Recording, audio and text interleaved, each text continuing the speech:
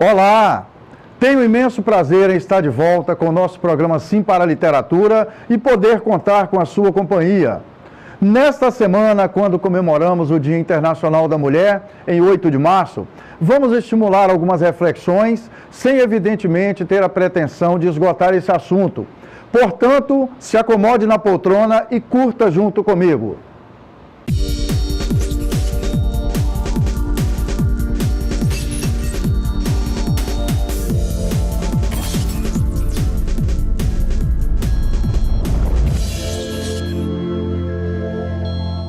No nosso programa Sim para a Literatura, temos em nossas edições as colunas Dica de Leitura e Dica de Livro. Temos também as colunas O Livro da Minha Vida, Apaixonado pela Leitura, a participação de telespectadores, além de entrevista e muito mais. E nosso papo, como vocês sabem, tem tudo a ver com o nosso assunto principal, o hábito da leitura. Eu diria que ler é viver. A leitura, como nós conversamos hoje pela manhã, tem o sentido de colher, né? Buscando a etimologia da palavra, ler é colher, somar ideias. E isso representa muito, porque nós podemos, ao ler, colher ideias, fazer associações, trazer pela memória experiências do passado, então preservar a memória, portanto, nós podemos imaginar, viajar, portanto, ler é viver. Para a entrevista desta edição, recebemos no estúdio da TV Sim de Linhares a professora Alcenira Rangel. Ela trabalha na área de língua portuguesa e literatura e tem paixão pelos livros. Alcenira desenvolve um ótimo bate-papo sobre o Enem, a importância de estimular o hábito da leitura no ambiente familiar e no ambiente da escola. E nesta semana do Dia Internacional da Mulher, ela representa os anseios de milhares de mulheres brasileiras que clamam essencialmente por respeito. Quando nós mulheres lutamos por igualdade, nós não queremos ser melhores que os homens. Não é isso, até porque nós mulheres, nós temos a nossa fragilidade que é de natureza, sim. Mas quando lutamos por igualdade, nós queremos simplesmente mostrar que nós temos potencial, que nós temos condições. Não queremos ser melhor, mas também não queremos ser piores que os homens. Mas eu acho que é imprescindível essa questão de respeitar a questão da fragilidade da própria mulher. A mulher ela não tem a força física que o homem tem. Então é um ato de extrema covardia agir e tentar resolver na violência. E a questão do respeito deve ser ensinado desde a mais tenra idade, principalmente para os meninos. Os meninos já têm que crescer com essa convicção de que o respeito com a mulher se cabe em qualquer lugar. Se é na escola, os filhos têm que ser educados, que eles têm que ter carinho e respeito pelas meninas, porque elas são frágeis. Nós queremos o nosso espaço, mas também não queremos ser confundidas de que nós temos a mesma força física e que podemos ser encaradas de igual para igual. Nas duas faces de Eva, a bela e a fera, um certo sorriso de quem nada quer. Sexo frágil, não foge à luta, e nem só de cama vive a mulher. Por isso não provoque, é cor de rosa choque. Não provoque, é cor de rosa choque. Não provoque, é cor de rosa choque. Por isso não provoque, é cor de rosa choque.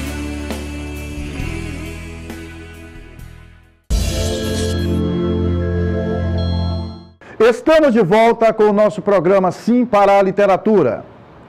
Na dica de leitura desta edição, vamos ouvir um pouco do que tem a dizer a professora Diva Guimarães. Acompanhe comigo. A leitura é muito importante para o nosso crescimento, para que a gente não fique nas mãos de quem lê um pouquinho melhor e não tem uma consciência dê esclarecimento, de esclarecer as pessoas, mas assim, aproveita a palavra para enganar. Se você ler um pouquinho, você vai saber. Então você tem que saber o que estão fazendo com você, o que estão fazendo com o seu salário, o que estão tirando de você, o que estão tirando as suas oportunidades através da leitura. Porque se você, a leitura automaticamente, sem esforço nenhum, ela desenvolve o teu raciocínio. Por isso é importante. E o povo educado é aquele que lê. Muito. E na nossa dica de livro, assista comigo o que sugere Selma Pessotti, que é professora, amante e ativista do hábito da leitura. Hoje eu vou contar para vocês uma história muito importante, porque é uma ficção, mas é o que nós vemos hoje acontecer com várias mulheres. É a história Um Porto Seguro, de Nicholas Sparks. Conta a história de uma moça que se casou, o marido dela não deixava ela trabalhar fora e não deixava também ela sair de casa. Ela gostava muito dele e por isso ela acabava aceitando. Só que ele começou a bater nela. Cada dia que passava, ele era mais agressivo com ela. Depois que ele batia, ele pedia desculpas, falava que nunca mais ia fazer aquilo, mas acabava fazendo de novo no dia seguinte. Até que um dia ela planejou fugir. Ela foi para a casa da vizinha, pintou o cabelo, cortou e saiu. Foi. Logo depois que ele saiu de casa para trabalhar, ela conseguiu fugir de casa. E ele era policial, ela tinha muito medo dele. Aí ela conseguiu ir para um outro estado, fez identidade falsa, só que não era aquela vida que ela queria a vida dela, né? Ela não queria se envolver com outro homem, mas ela acabou gostando de um outro rapaz. E nesse meio tempo que ela estava muito tempo fugida, o marido foi atrás, pesquisou e desconfiou de uma pessoa que ele tinha encontrado num bar, até que ele conseguiu encontrá-la. E o restante da história eu não vou contar, mas essa história é retrato de muitas mulheres que hoje passam por situações difíceis e têm medo de denunciar e não saber como viver depois. Essa moça, ela denunciou, eu sei que é ficção, mas ela denunciou e conseguiu se virar. Conseguiu um emprego, não era o que ela queria fazer, mas era o que tinha no momento, e conseguiu se virar com o que ela tinha. Muitas mulheres hoje têm medo de denunciar o marido e achar que elas não vão conseguir viver sem ele financeiramente. E acredito que não seja desse jeito. Se a mulher tiver coragem, ela tem que denunciar. E assista também o que dizem algumas mulheres sobre a questão da mulher. Nossa coluna Participação de Telespectadores. Vivemos no cotidiano ainda, e assim espero ainda, cheio de preconceitos. São assédios como se fôssemos um pedaço de carne no açougue. O casamento com o amor de nossas vidas e logo depois um hematoma no nosso corpo. São humores alterados, vontade de comer o mundo em calda de chocolate, os nossos jeitos e trejeitos. Amores, desamores, dar ombro à amiga, cuidar dos filhos, tudo isso junto e misturado.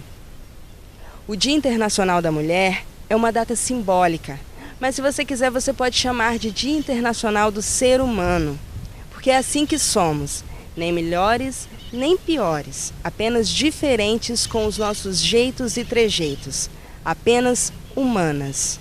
Quando nasci, um anjo esbelto desses que tocam trombeta anunciou: vai carregar bandeira. Cargo muito pesado para a mulher, esta espécie ainda envergonhada. Aceito subterfúgios que me cabem sem precisar mentir. Não sou tão feia que não possa casar. Acho o Rio de Janeiro uma beleza e, ora sim, ora não, creio em parto sem dor. Mas o que sinto escrevo, cumpro a sina. Inauguro linhagens, fundo reinos. Dor não é amargura. Minha tristeza não tem pedigree, mas a minha vontade de alegria, sua raiz vai a meu avô. Vai ser coxo na vida é maldição para homem. Mulher é desdobrável. Eu sou. Nesta semana do Dia Internacional da Mulher, mas também em todos os outros dias do ano, temos muito o que comemorar na companhia de nossas filhas, irmãs, tias, madrinhas, amigas, companheiras, parceiras, mães, avós, entre outras que acontecem ou que aconteceram em nossas vidas. Para todas elas, o nosso afeto e o nosso carinho.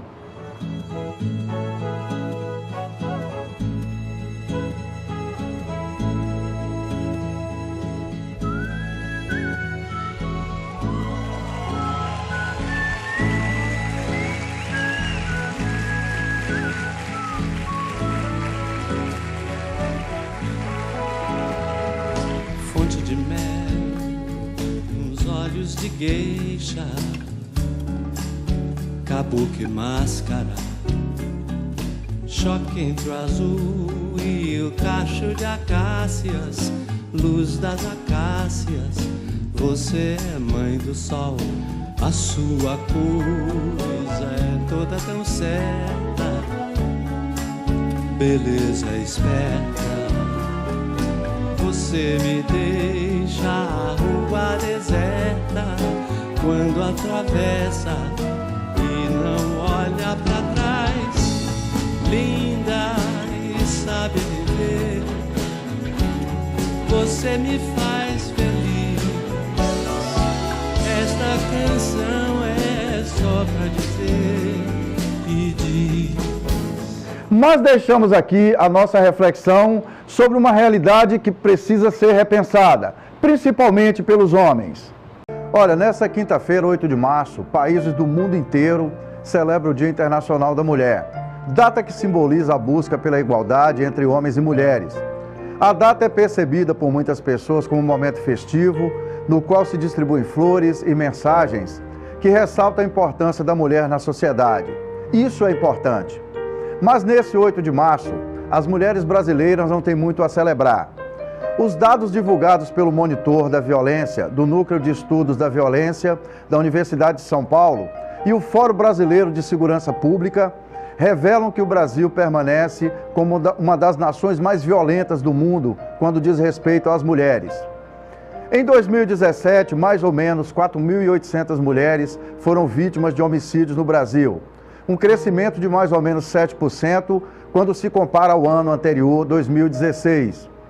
Isso significa que uma mulher é assassinada a cada 2 horas no Brasil. E nossa posição no cenário mundial não é nada confortável. O Brasil ocupa a 7ª posição entre as nações mais violentas para as mulheres, de um total de 83 países que foram pesquisados. Claro, não podemos nos orgulhar dessa colocação, não é mesmo?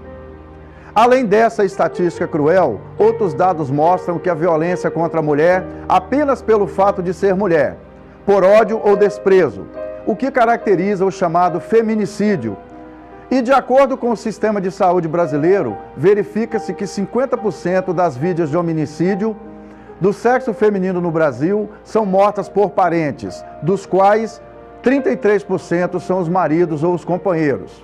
Segundo esse mesmo estudo, o estado que apresentou a maior taxa de feminicídios foi o Mato Grosso, seguido do Acre em segundo lugar, e tendo conquistado a medalha de bronze nessa disputa de horrores está o nosso Espírito Santo. Que vergonha para nós! O feminicídio é o desfecho trágico de uma trajetória de dor, violência e sofrimento. Um crime cruel que afeta as mulheres de todas as idades e classes sociais, pelo simples fato de serem mulheres, e que pode ser evitado. Que vergonha esse percentual dos nossos compatriotas, não é mesmo? Apequenados, machões e covardes, porque não conseguem entender as mudanças que estão acontecendo nesse nosso mundão de Deus. Preocupantemente, vivem de costas para um futuro que já bate à nossa porta. Apesar dessa triste estatística, podemos nos sentir orgulhosos de milhões de mulheres que proporcionam ao nosso país uma significativa contribuição em várias áreas de funcionamento da nossa sociedade. No ambiente da nossa literatura, temos milhares de exemplos incríveis e respeitáveis. Para homenageá-las, separamos aqui alguns nomes de escritoras capixabas que nos representam cotidianamente. Arlene Campos, Bernadette Lira, Eliane Auer, Esté Abreu, Geisa Galvão, Ivolena Bezerra, Josmari, Carla Rigoni, Maria Lúcia Zunti, Mônica Moreira, Mônica Porto, Norma Astreia, Regina Menezes, Rúbia Vasconcelos, Suzy Nunes e Valcema Rodrigues, entre tantas outras. Por isso, nesse dia 8 de março, assim como em todos os outros dias do ano, deviam ser dias de luta e enfrentamento às pequenas violências cotidianas tão incorporadas em nossa sociedade, desde o menosprezo à capacidade das mulheres até as diferenças salariais, do assédio sexual no espaço público até o assédio moral no ambiente de trabalho, das pequenas violências simbólicas à violência física. Por isso, para nós, do programa Sim para a Literatura, as mulheres merecem respeito.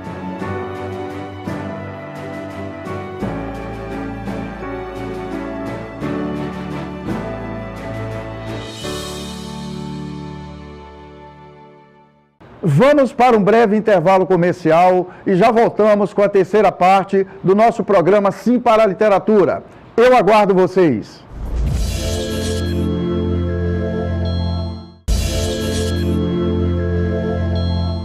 Infelizmente, na última prova do Enem, o resultado das notas da redação despertou preocupação, particularmente pelo fato de uma grande quantidade de pessoas ter zerado essa parte da prova.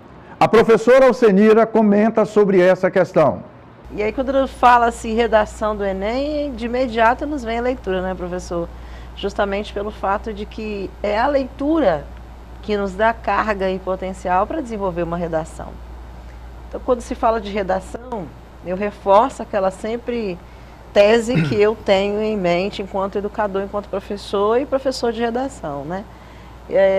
A redação, ela nada mais é que você dissertar algo. Então, o que é dissertar? Dissertar é falar sobre algum assunto, qualquer assunto que me seja. Eu posso dissertar sobre qualquer circunstância. E, neste caso, uma circunstância sociocultural, política, que nos envolve. Dissertar e argumentar, dar meu ponto de vista. No caso do Enem, normalmente trata-se de temas atuais, né? Sim, atualidades. Ok. Então, qual é a responsabilidade do candidato? É dissertar, dar o ponto de vista dele, o que pensa a respeito, porque é isso que a banca examinadora quer do candidato, que ele ponha no papel qual é a opinião dele enquanto cidadão crítico, qual é a opinião que o candidato tem a respeito do fato mencionado. E a partir dali ele tem que se enquadrar nas competências que nós temos falado frequentemente, que é saber escrever coerentemente de acordo com a norma culta, é ter um bom domínio da norma culta. A partir daí é criar uma tese, é defender essa tese com os conhecimentos que ele adquiriu e que adquire frequentemente. Aí é se enquadrar os recursos de língua portuguesa, que é coesão, coerência, contexto, e apresentar uma proposta de solução. Porque de nada adianta eu te apresentar um problema que nós brasileiros enfrentamos, se eu, enquanto cidadã ativa, não posso apresentar uma solução. Eu tenho que procurar e ser crítica a ponto de apresentar um caminho correto. Que não basta criticar. Eu não tenho que ser aquela cidadã que eu simplesmente critico e não mostro uma saída. Que saída seria mais viável? Que poderia ser feito? E sugere algumas saídas para buscas de solução para esse tipo de problema. Ela destaca a leitura de mundo, mas principalmente a leitura de livros. Mas a leitura, ela é o direcionamento para uma redação do Enem e para qualquer outro exame seletivo. O candidato que lê, ele tem facilidade, ele não tem dificuldade. E eu, a partir do momento que eu passo a ler um livro de literatura, que eu passo a ler encartes, revistas, jornais, eu vou me tornando a cada dia mais rico em vocabulário, em conhecimento, no domínio da norma culta, na escrita correta, na dinâmica, coerência correta. Como que adquirimos isso? É com a leitura, não tem outra saída. Nós temos que ter o hábito de ler. É ela que nos dá o direcionamento para termos sucesso nos nossos objetivos educacionais. Eu comentei com a professora Alcenira sobre uma reportagem que li há pouco mais de um ano, referente a uma pesquisa que foi divulgada, onde 75% de jovens que participaram de uma entrevista de emprego foram reprovados pela dificuldade que tiveram de interpretar textos muitas vezes muito simples. Veja o que ela disse. É triste realidade. Eu poderia ir fazer um parâmetro, professor, com o resultado do Enem. Se me perguntam, mas por que 309 mil zeraram a redação do Enem? É a mesma circunstância. Falta de leitura. Se o candidato tem dificuldade na leitura, ele não interpreta nem o mero enunciado do Enem, que é claro. O enunciado do Enem, ele apresenta o tema, pede que o candidato disserte, argumente, dentro da norma culta, qual é a visão do candidato a respeito. Então, não existe tema, eu vou chutar esse tema, eu vou estudar só esse tema, eu vou estudar só esse tema. Não existe um parâmetro único. É mundo. Aí podemos pegar qualquer tema dos temas que foram passados nos últimos anos, a violência contra a mulher, a persistência da violência contra a mulher, o último caso, os desafios da educação do SUS no Brasil. Eu te pergunto, é novidade? São Esse temas, tema é recorrente, né? Sim, ele repete. São temas que nos envolvem, porque falar em educação especial hoje, e até mesmo nos atentar para as questões de cidadania, e quando eu falo de cidadão, eu falo de inclusão, então tudo envolve o hábito da leitura e a busca da atualidade constante. Então a interpretação de texto, como que ela é melhorada? Com leitura. E sobre a importância do aprendizado do nosso idioma, que muitas vezes está sendo deixado de lado. Acredito até, e fica a dica, quanto professora, de que inclusive seja investido, haja investimento por parte do próprio governo com relação ao idioma dentro da escola. Não simplesmente para uma percepção ampla, cumprir uma grade curricular, mas trabalhar um pouco a questão da oralidade do inglês, que eu acho essencial, a escola trabalhar isso, e o idioma, ele enriquece a nossa língua portuguesa. Ele, de certa forma, põe um aluno com conhecimento a mais, que complementa, que adiciona e que é essencial. Nós temos o estrangeirismo hoje muito presente na realidade brasileira. Aí é que está, eu não posso menosprezar nenhum. Eu tenho que privilegiar, porque o candidato que é bom em língua portuguesa num domínio completo, ele também tem mais facilidade para aprender outros idiomas. Com certeza, se ele não aprende o nosso, como há de aprender os outros? Terá dificuldade. Em outra parte da nossa entrevista, eu destaquei que alguns estudos mostram que, de maneira geral, os alunos que têm o hábito da leitura acabam melhorando o desempenho também nas outras disciplinas cursadas. Vejam o que diz a professora Alcenira. O nosso trabalho lá, né, eu acredito que nas outras também, eu também tenho conhecimento, sou educadora do ensino, da educação pública. A nossa escola no todo, nosso trabalho é interdisciplinar. E a disciplina de língua portuguesa, ela é assim, porque na verdade um aluno que é bom em português, ele é bom em matemática, porque matemática é interpretação, são duas disciplinas casadas. E assim todas as outras disciplinas, geografia, história e todas as outras, porque o candidato que ele tem um bom desempenho em interpretação, em leitura de texto, ele tem bom desempenho em todas as outras disciplinas, porque todo o contexto é de interpretação. Questões de matemática, por exemplo, dependem do aluno entender o enunciado da questão. Depende do enunciado. O enunciado ele é enfatizado onde? Com a leitura. Com a leitura. Se o candidato tem dificuldade de leitura, em nenhuma disciplina, coerentemente, logicamente, ele há de ter a chance de um bom resultado. Então, nosso processo interdisciplinar, ele é muito interessante. É focar justamente o português para, de certa forma, trazer benefício e produtividade em todas as disciplinas. E também sobre o importante papel do professor. No primeiro momento, o professor tem que apreciar ao máximo a leitura. Ao máximo. E o papel do professor é essencial. Desde as séries iniciais. Realmente, o professor ele é ímpar para criar no aluno o bom hábito pela leitura, desde criança, desde as séries iniciais, desde a educação infantil, desde o maternal. O prazer pela leitura, ele é imprescindível. E aí entra o papel fundamental de escola e família. Quando o professor conta com o apoio da família, com certeza a produtividade ela é bem-vinda.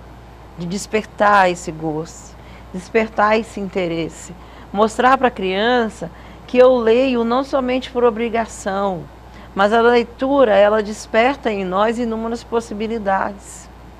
É a criatividade de contar a história e a partir daí criar dependência para que o aluno busque. Porque o aluno que tem em casa o hábito de ler, na escola o hábito de ler, ele consequentemente no futuro terá o bom hábito de ler o mundo.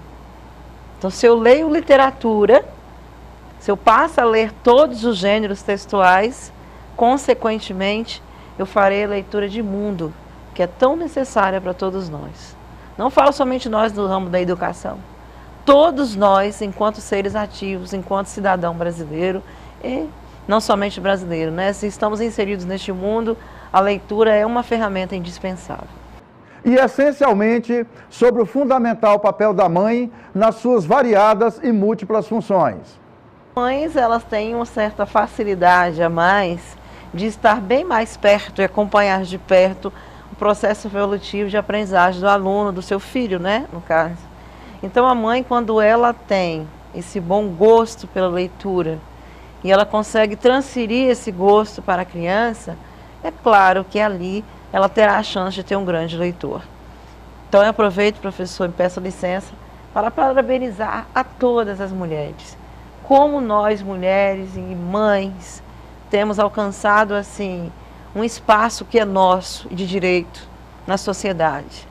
E como que, enquanto mãe, enquanto professora, enquanto educadora, enquanto profissionais, porque a mulher ela consegue exercer tantos papéis ao mesmo tempo, ela consegue ser dona de casa, ela consegue ser empresária, consegue ser professora, ela consegue ser, independente da profissão, cumprir muito perfeitamente o papel de mãe.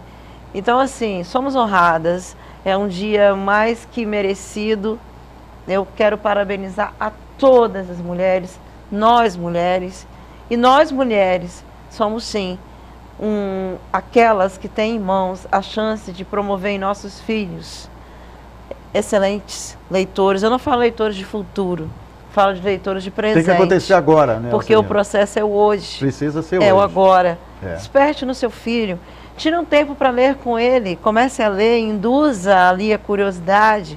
E a partir dali, deixe que ele leia. Que ele leia imagens, se ele ainda não é alfabetizado, mas que ele tenha interesse e essa prática seja contínua, de ler, de ler, de ler.